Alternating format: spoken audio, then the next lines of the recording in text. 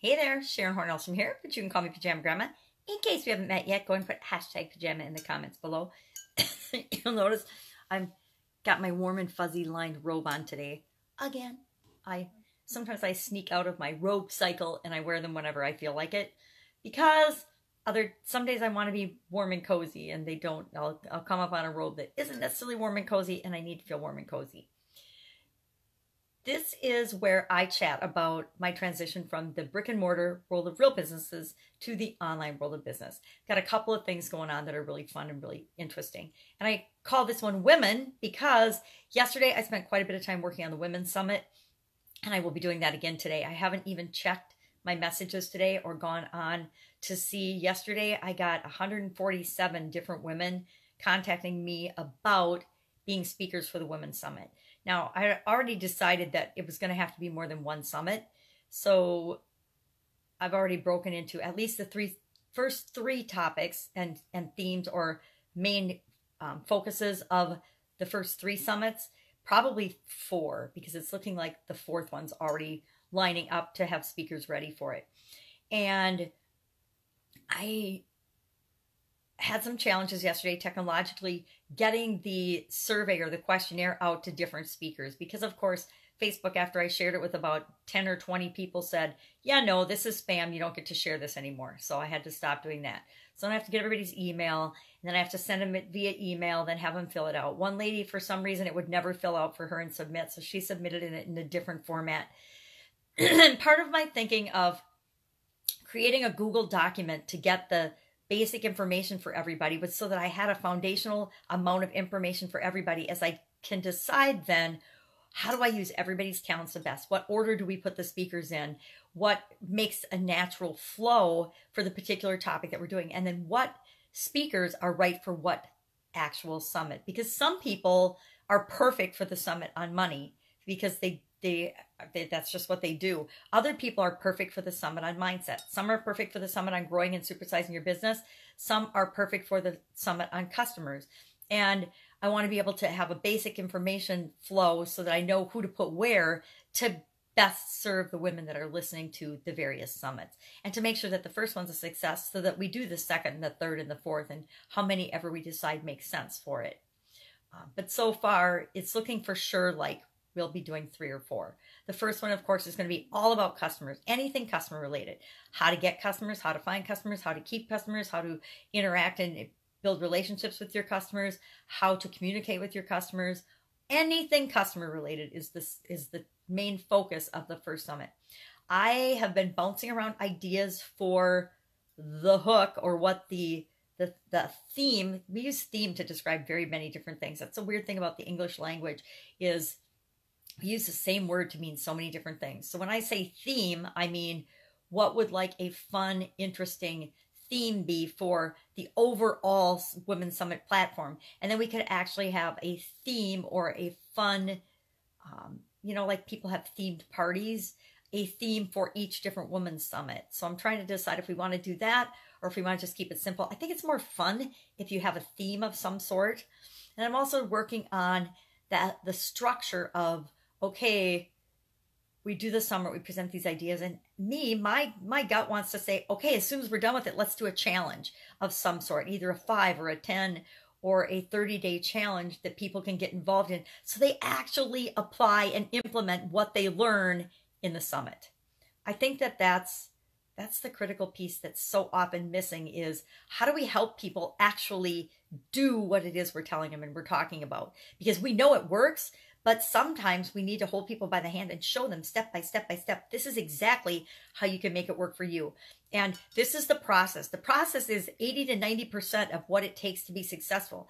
But you have to apply that process. And if you don't apply your 10 or 20% of effort and apply and take action toward the process, you might as well not even know the process because you're going to get the same results. Goose eggs, nothing. You're not going to get any results. So I'm thinking about how do we make sure that people actually take action on the things and consume the information and use the information to benefit themselves and their business. Because that's the only reason I'm doing the summit is so that people can improve their business, improve their life, and get what it is that they want. So I'm working on that. So I have to get in touch with all the rest of the speakers. And like I said, I haven't touched my phone today because I know a bunch of people have sent me emails that I need to send them the form for. And then I need to try to figure out why are the 1 or 2 people. I think I've had 2 people total that haven't been able to use the form. Now I've got dozens of forms already filled out, so I don't think it's a system. I think there's something else glitching there that's making it so that they're not able to submit it. So I don't know what that is. Maybe I'll figure it out. I'll figure that out today. One thing about projects is it's all about going with the flow of the project and knowing that obstacles and problems are going to come up and that you'll figure out the answer. I have been, excuse my throat, I've gotten a cold. I have been working on a strange Instagram glitch for about a month now. It might even be longer because it seems like forever. But when I'm at home in my house, I will record a video on Facebook Live, download it to my computer, then I upload it to other places, including Instagram TV. Well, for the last month, being able to do that has been hit or miss. Sometimes it works, sometimes it doesn't. If I go somewhere else, like to my mother-in-law's house, my ex-mother-in-law's house, or to someone else's office or somebody else's IP address, it works fine. So what I'm trying to find out is there a way that somebody could have messed up my IP address that's preventing or blocking that from happening? But it's only happening on Instagram TV, so that doesn't make any sense to me. Logically, it doesn't make sense since Facebook Live and Facebook and Instagram are connected. It should be a seamless flow from one to the other of information. Yet, it is not. It goes one way. It goes Instagram to Facebook, seems to work fine, but Facebook to Instagram is still a challenge. Now, I know with 100% certainty, I will figure that out because I have overcome literally thousands of challenges over the last year and a half as I have moved from the offline brick and mortar world to the online world. Thousands of things have come up. Some things I figure out right away. Other things have taken me like weeks to figure out.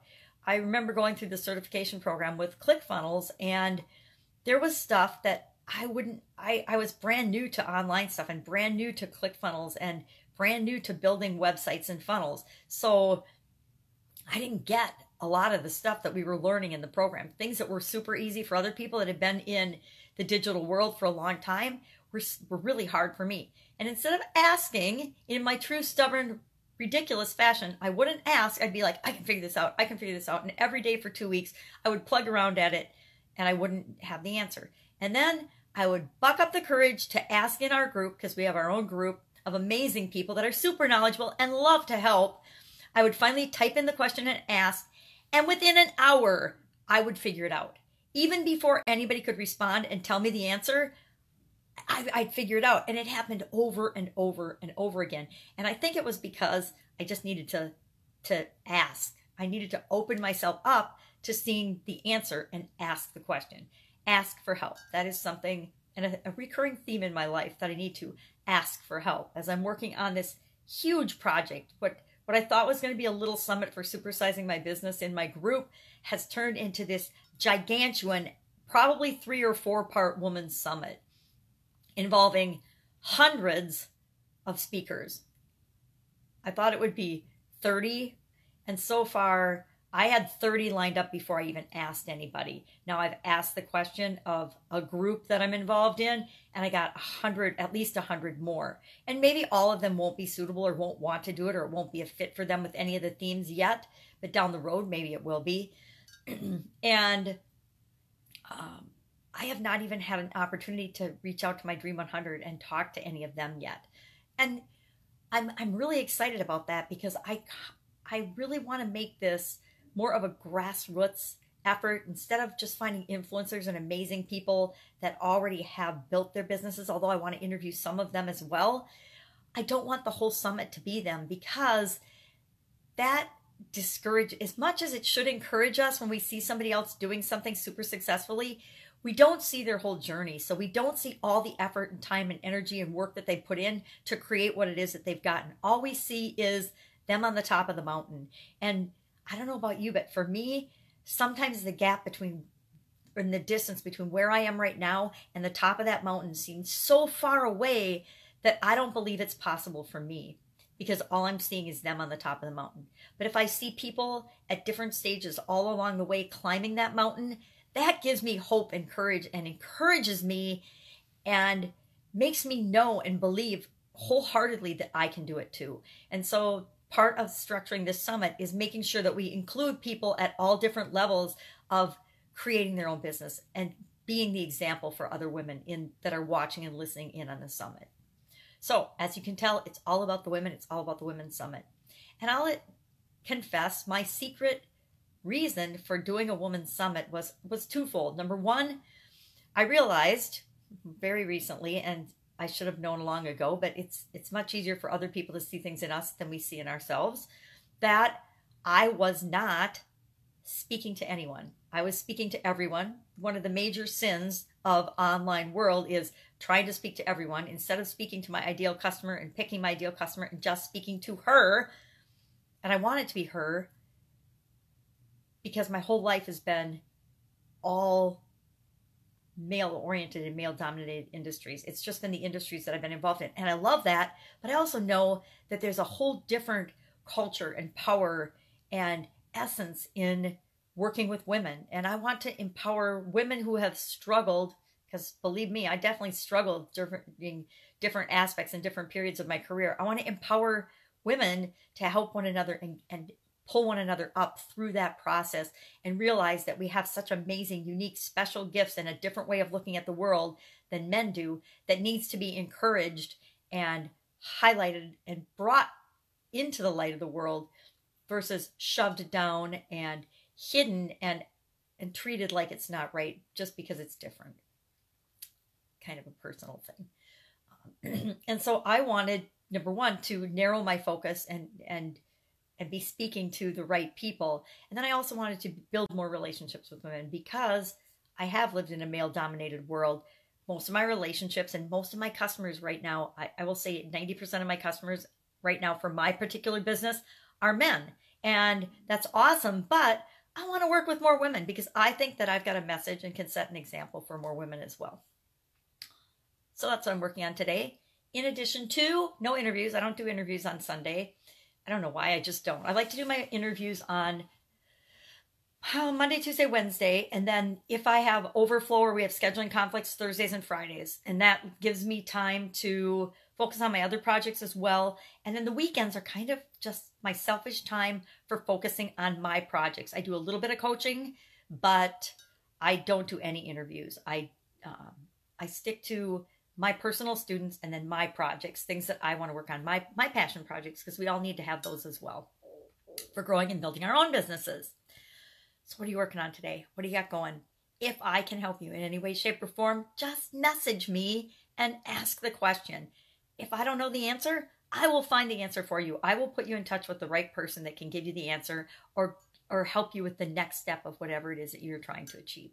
Because so many people have helped me out in that way by me bucking up the courage to ask the question and asking for help or just saying, hey, I'm stuck on this. I know you're an expert at it. How do you do this? And actually, amazingly, I did that on Friday. I posed a question. Somebody challenged me to get 5,000 people and 5,000 sets of eyeballs or traffic on a new website that I just created, a new funnel step that I just created using no money, like spending $0. And they've challenged me to do that. So I just started. I'm in the process of doing that. Although this weekend I got waylaid and I've been working on the Women's Summit more than, actually I did nothing on that. However, the cool thing about that is a woman friend of mine who's going to be in the summit is a bot expert, a chat bot expert.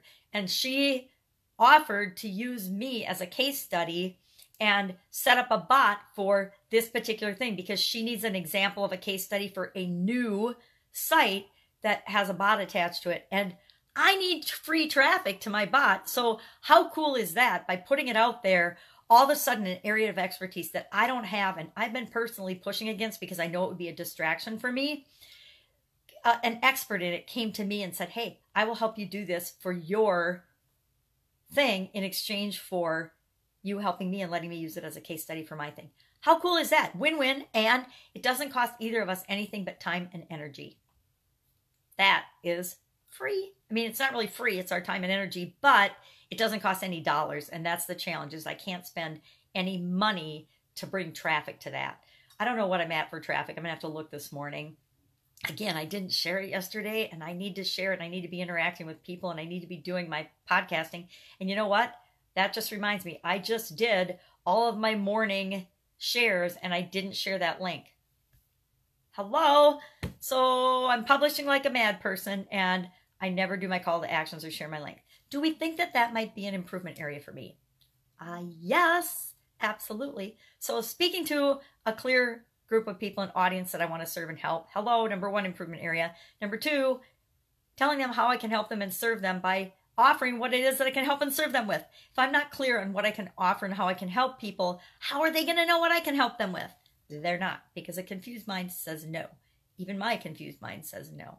That's it. Go out, make it a fabulous day, and I will, of course, be with you tomorrow. Bye.